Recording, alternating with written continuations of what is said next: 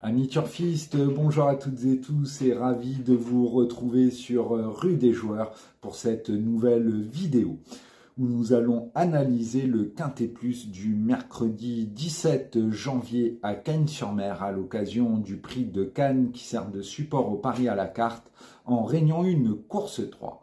Le départ est prévu à 13h55. Les galopeurs sont donc au rendez-vous ce mercredi sur la Riviera puisqu'ils sont 16 concurrents âgés de 4 ans en découte dans ce handicap dont la référence est de plus 19,5 sur les 1600 mètres de la PSF. Cette épreuve s'annonce très ouverte pour les places, même si un chaud favori semble émerger, à savoir le numéro 13, Grecian Bonanza.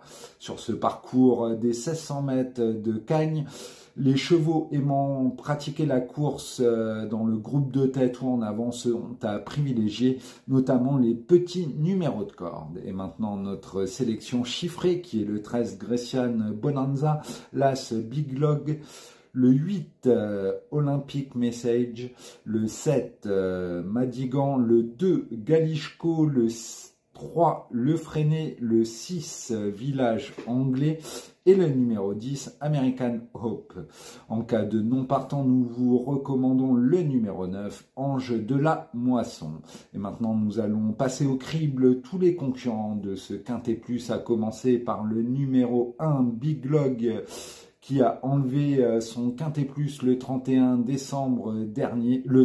octobre dernier, avant de confirmer avec 7 livres de plus en se classant en 4e de l'événement du 21 novembre à Chantilly. L'élève de Didier Prodhomme a repris de la fraîcheur suite à cette tentative et retrouve la piste de Cagnes-sur-Mer où il s'est imposé l'an passé pour son unique essai sur la PSF. Il a tiré le 4 à la corde et il est associé au très en forme Clément Lecoeuvre. Sa place est logiquement à l'arrivée et il devrait même lutter activement pour le succès. Maintenant le numéro 2 Galishko qui est présenté par Christophe Ferland. Il a dévoilé un potentiel intéressant à 2 ans avec 2 tentatives honorables au niveau listed. Ensuite, il a conclu 2e à Bordeaux-le-Bouscat en février 2023 avant d'être arrêté 9 mois. Lauréat d'entrée de jeu à Chantilly le 14 novembre dernier, il a conclu ensuite 3e d'une classe 1 tout près de Le Freiné, ce qui lui confère une très belle chance théorique. Il découvre le handicap en 40,5 de valeur. Il est un petit peu chargé et a tiré le 14 dans les stalles de départ et sera donc plutôt envisagé pour les places. Maintenant le numéro 3, Le Freiné, qui affiche 3 sur 3 sur le sable, dont 2 sur 2 à ce niveau de la compétition, avec un succès à la clé.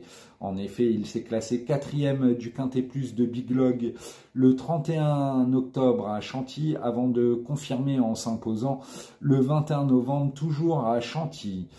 Il est capable d'aller de l'avant et sera logiquement très en vue dans cet événement, d'autant qu'il a tiré le 9 dans les stalles de départ. Maintenant le numéro 4 Bellafonte qui affiche 2 sur 3 PSF. Il a obtenu une 6e place à ce niveau en 37 de valeur. Il vient d'échouer sur Pulon en 39,5 de valeur à Marseille-Vivo avec la décharge de son partenaire, ce qui ne sera pas le cas ici. Il semble donc barré dans cette épreuve, même si on lui remet les œillères australiennes. Moi, je ne l'ai pas retenu. Le numéro 5, Runhead, qui est l'un des 2 atouts de Jean-Claude Rouget au départ de cette épreuve. Elle vient d'échouer à Marseille-Borelli le 12 novembre et effectue ici une petite rentrée. Elle est prise un petit peu haut en 39 de valeur et n'intéressera que les amateurs d'outsiders.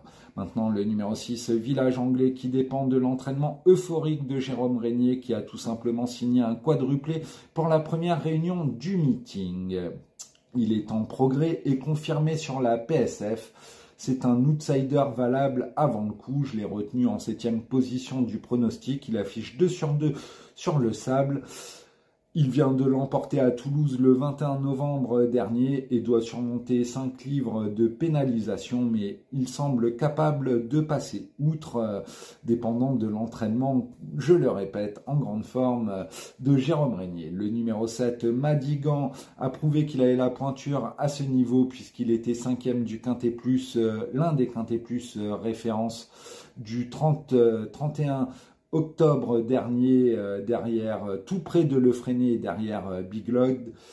Il a depuis été 7e le 21 novembre dernier, toujours derrière Lefresnay, sans être très heureux au moment du démarrage. Yann Barbero n'hésite pas à effectuer un long déplacement depuis la côte normande. Il a tiré le 3 dans les stalles de départ et il est confié à Anthony Crastus. Je le retiens en très bon rang. Maintenant le numéro 8, Olympic Message, qui est un ancien bottis qui a été acquis à réclamer après sa deuxième place du 14 novembre dernier. Il a depuis été 7e le 12 décembre pour son nouvel entourage où il a fini vite en échouant de peu pour un meilleur classement. Il retrouve la PSF. Il a signé son unique succès sur cette surface. C'est la grande confiance dans son entourage et il sera logiquement très en vue. Le numéro 9, Ange de la Moisson, qui est préparé par Francis Graffard. Elle a tiré le 16 dans les stalles de départ et elle est rallongée en cette occasion. Cette attentiste peut viser une petite place au départ de cet événement. C'est mon principal regret, d'autant qu'elle est confiée à Stéphane Pasquier. Maintenant, le numéro 10, American Hop, qui était 8e du Quintet Plus du 21 octobre à Paris-Longchamp face à ses aînés, où il ne déméritait pas en concluant 8e en 38 de valeur. Il porte 3 livres de moins désormais et a gagné facilement son réclamé à Deauville en dernier lieu le 15 décembre dernier pour ses débuts sur le sable. Associé à Christophe Soumillon avec le 6 à la corde, c'est un outsider des plus séduisants. Le numéro 11, El Maestro, qui a pour principal atout d'être supplémenté d'avoir le 1 à la corde. Mais il reste sur un radical échec le 31 octobre à Chantilly et n'a pas été revu depuis. Il intéressera lui aussi les amateurs d'outsiders. Je ne l'ai pas retenu. Pour moi, il n'a pas de chance avant le coup. Le numéro 12, No Limit Dream, qui a fait l'arrivée de ses 6 dernières courses, dont une victoire à Deauville le 16 décembre dernier. Il doit porter 7 livres de plus. Il n'a pas de marge au poids montant de catégorie. Il est à retenir en fin de combinaison. Maintenant, le numéro 13, Grecian Bonanza, qui semble avoir tout pour plaire. Il a fait l'arrivée de 3 des 4 quintés plus auxquels il a participé l'an passé avant d'observer un break de 4 mois suite à son échec du 10 août à Deauville. Il était un peu défraîchi. Il a effectué une rentrée remarquée à Pau le mois dernier, finissant à la vitesse du vent alors qu'il découvrait le mile en cette occasion. Il a visiblement trouvé sa voie sur cette distance et Jean-Claude Rouget n'a pas caché avoir visé ce quintet plus pour lui.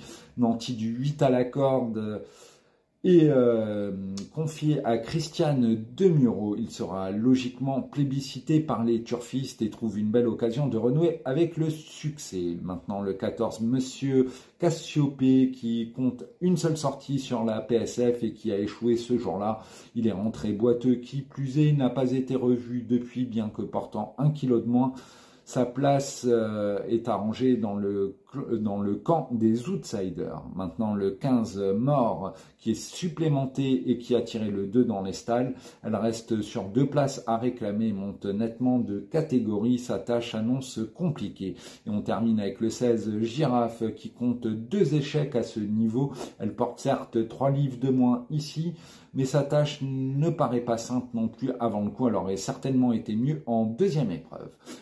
Je vous rappelle donc notre sélection chiffrée qui est le 13, l'As, le 8, le 7, le 2, le 3, le 6 et le 10 en cas de non partant.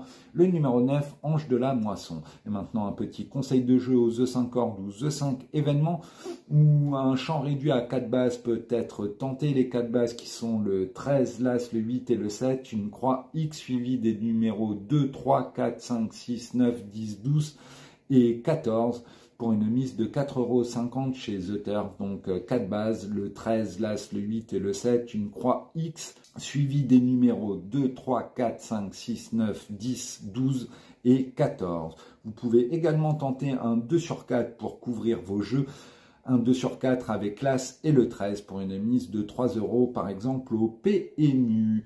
Voilà, j'espère avoir été complet sur cet événement. N'oubliez pas de nous retrouver sur notre chaîne YouTube Rue des Joueurs ou sur notre site internet rudesjoueurs.com. Sur ce, je vous dis bye bye et à très bientôt, à très vite sur Rue des Joueurs pour une nouvelle émission. À bientôt, ciao ciao.